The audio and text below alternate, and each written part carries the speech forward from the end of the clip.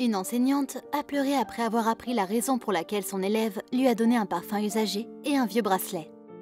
Salut à tous et bienvenue sur AZ237. Les meilleurs enseignants peuvent enseigner à un enfant le bonheur pour la vie. Mais les élèves extraordinaires changent aussi souvent la vie d'un enseignant en le rendant meilleur et plus gentil. C'est ce que raconte l'histoire d'aujourd'hui. Regardons-la.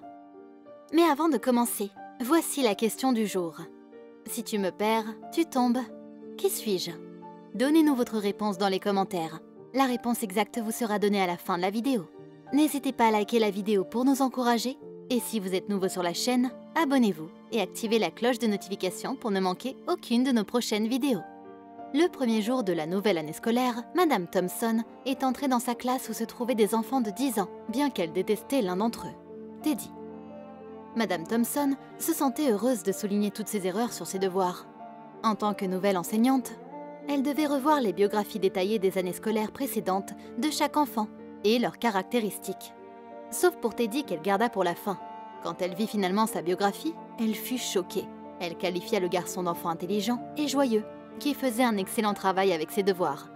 Dans la classe de deuxième année, les notes de Teddy avaient légèrement changé. Teddy était toujours un excellent élève. Ses camarades de classe l'adoraient. Mais à la maison, sa mère malade entra en phase terminale et le garçon était très inquiet. L'année suivante, sa mère mourut. Il essayait de maintenir ses études au top niveau. Mais son père ne s'y intéressait pas. L'enseignante avait très peur qu'une telle vie change complètement le garçon. Et c'est ce qui se passa. Selon les rapports de ses notes de quatrième année, Teddy affichait une image complètement différente. Il était caractérisé comme étant renfermé et inactif dans ses études. Il ne communiquait pas avec ses amis et parfois même s'endormait en classe. La jeune enseignante était anxieuse et se sentait honteuse comme jamais auparavant dans sa vie. Elle décida de changer complètement d'attitude envers l'élève et après un certain temps, il se produisit un événement qui marqua sa vie à jamais. Pour Noël, la table de Madame Thompson était pleine de cadeaux d'enfants. Ils étaient emballés dans du papier de couleur vive avec de beaux rubans. Un seul cadeau attira son attention. Il était emballé dans du papier brun, épais, provenant d'un sac d'épicerie. Lorsque les camarades de classe ont réalisé que Teddy avait donné à l'enseignante ce super paquet, ils ont commencé à rire, car à l'intérieur, il y avait un vieux bracelet auquel il manquait plusieurs pierres et un flacon de parfum décelé.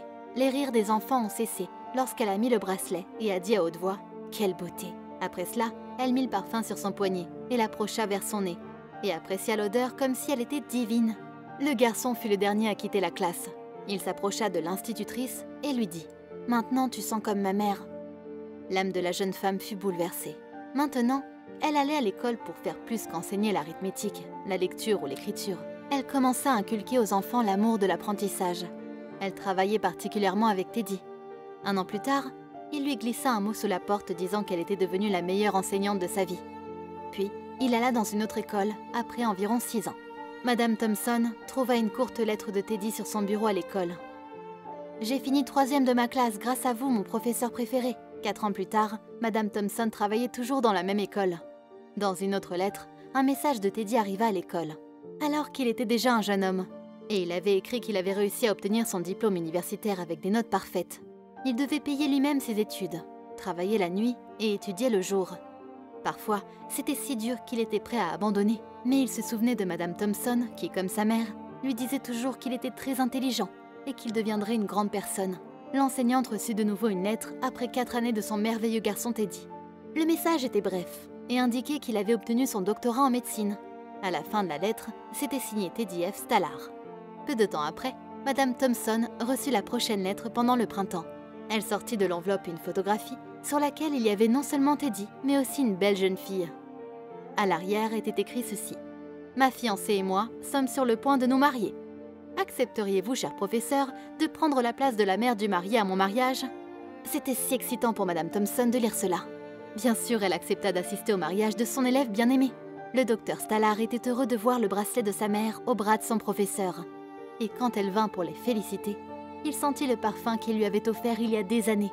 Après la cérémonie, Teddy remercia Madame Thompson d'avoir complètement changé sa vie. Elle lui répondit que c'était lui qui avait changé sa vie. « Je ne savais pas comment enseigner jusqu'à ce que je te rencontre », a dit le professeur. Une belle histoire, n'est-ce pas? Elle a vu le jour grâce à Elisabeth Ballard, qui l'a publiée en 1974, et dans le magazine Home Life comme une œuvre d'art à part entière. Elle a été écrite de manière si touchante et réaliste que de sérieux doutes peuvent apparaître quant à savoir s'il s'agit d'une histoire imaginaire ou si elle est basée sur des événements réels. Malheureusement, nous ne le saurons jamais.